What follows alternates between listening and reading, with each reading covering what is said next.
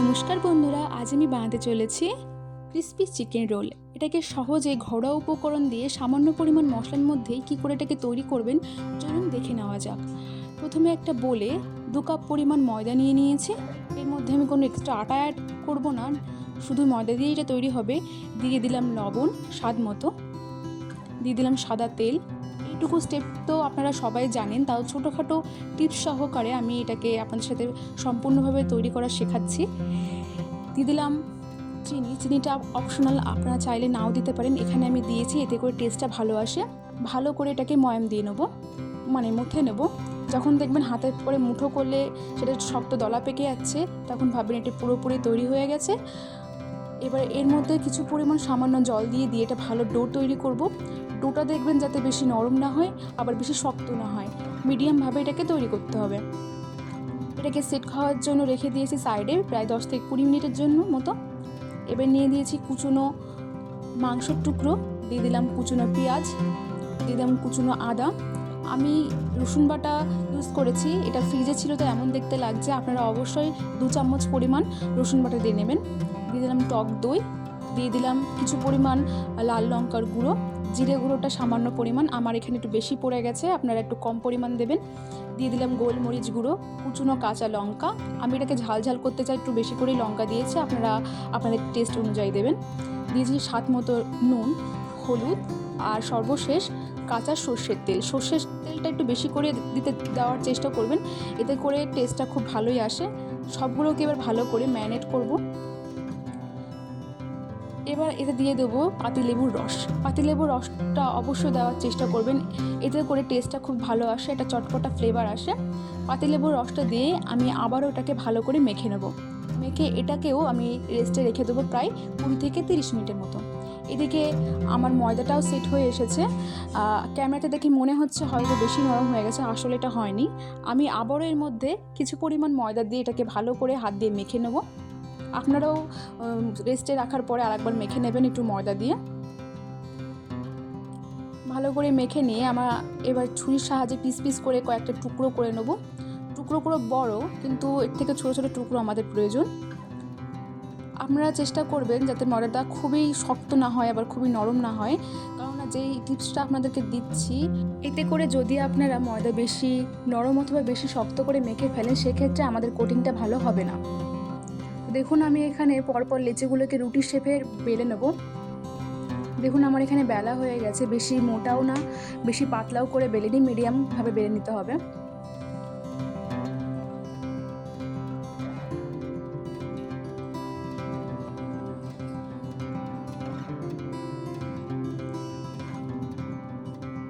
এইবার একটা রুটির উপরে আমরা তেল ব্রাশ করে নেব। দেখুন এখানে একটা বাটিতে সাদা তেল নিয়ে নিয়েছি, একটা ব্রাশের সাহায্যে উপরে ব্রাশ করে নিচ্ছি।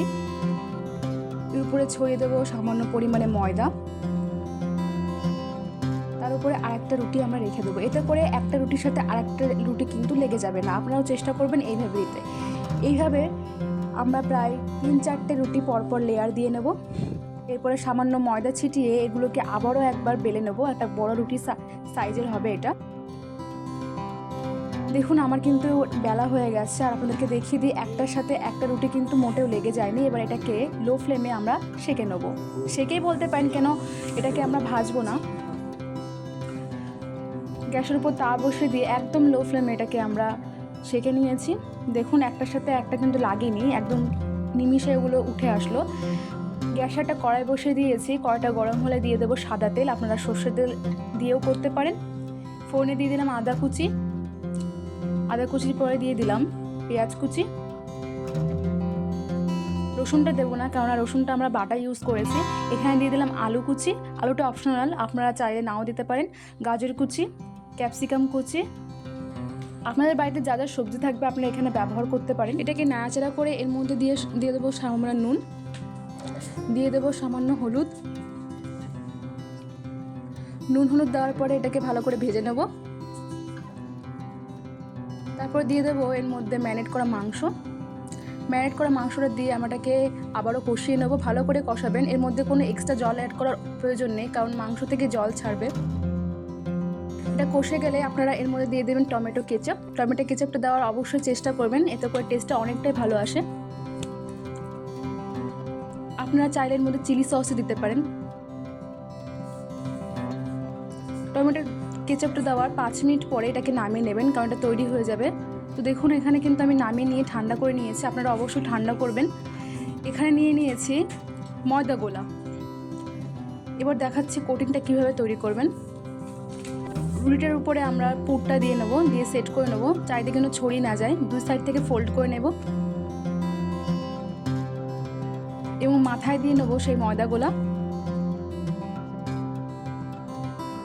এবার আস্তে আস্তে এটাকে রোল করব। আমি এখানে আস্তে আস্তে এটাকে রোল করে আপনাদেরকে দেখিয়ে দিচ্ছি। ময়দাটা লাগানোর কারণে এটাকে ভাজার সময় খুলে আসবে না। দেখুন সুন্দর একটা রোল হয়ে গেছে। আপনারা খুব সহজে এটাকে বাড়িতে বানাতে পারবেন। দেখুন আমি আর একটা দেখিয়ে দিচ্ছি। এর ভেতরে পুরটা দিয়ে নেব, সাইড থেকে ফোল্ড করব, এটা রোল শেপে রোল করে নেব। এবার লাগিয়ে দেবো সামনে ময়দা গোলা দিয়ে এটাকে রোল করে নেব। দেখুন পরপর এইভাবে আমি সবকটাকে বানিয়ে নেব। গ্যাসে একটা কড়াই বসে দিয়েছি, দিয়ে এবার এর মধ্যে দিয়ে নেব সাদা তেল। সাদা তেলটা বেশি গরম করবেন না, আমার একটু বেশি গরম হয়ে গেছিলো, তাতে অসুবিধা হবে না। আপনারা একদম ঠান্ডা তেলে এটাকে ভাজার চেষ্টা করবেন, ধীরে ধীরে লো ফ্লেমে, একেবারে লো ফ্লেমে দিয়ে দিয়েছি। কিছুক্ষণ পরে এটাকে উল্টাচ্ছি। দেখুন হালকা হালকা ব্রাউন হয়ে এসেছে। এভাবে কিন্তু ব্রাউনিশ করে আমাদেরকে ভেজে নিতে হবে সবকটাকেই।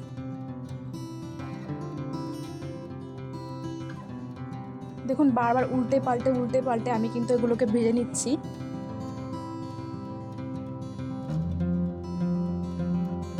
দেখুন আমার এটা পুরো ভাজা হয়ে গেছে, কি সুন্দর কালার এসেছে। আমি আরেক ব্যাচ ভেজে আপনাদেরকে দেখাচ্ছি। দেখুন এগুলো ভাজা হয়ে গেছে, এবার আমি তুলে নিই। আরেকটা কথা, আপনারা ভাবছেন ভয়েসটা কেন চেঞ্জ হয়েছে। আসলে আমার বৌদিমণির শারীরিক অসুস্থতার জন্য তিনি ভয়েস দিতে পারছেন না, সেক্ষেত্রে আমি দিলাম। আমার এই ফার্স্ট টাইম ভয়েস দেওয়া, যদি কোনো ভুল ত্রুটি হয়ে থাকে কিছু মনে করবেন না। আর অবশ্যই যদি রেসিপিটা আপনাদের পছন্দ হয়ে থাকে তাহলে অবশ্যই চ্যানেলটিকে সাবস্ক্রাইব করে লাইক দিয়ে বৌদিমণির পাশে দাঁড়াবেন। আর অবশ্যই এতক্ষণ ধরে ভিডিও দেখার জন্য অসংখ্য ধন্যবাদ।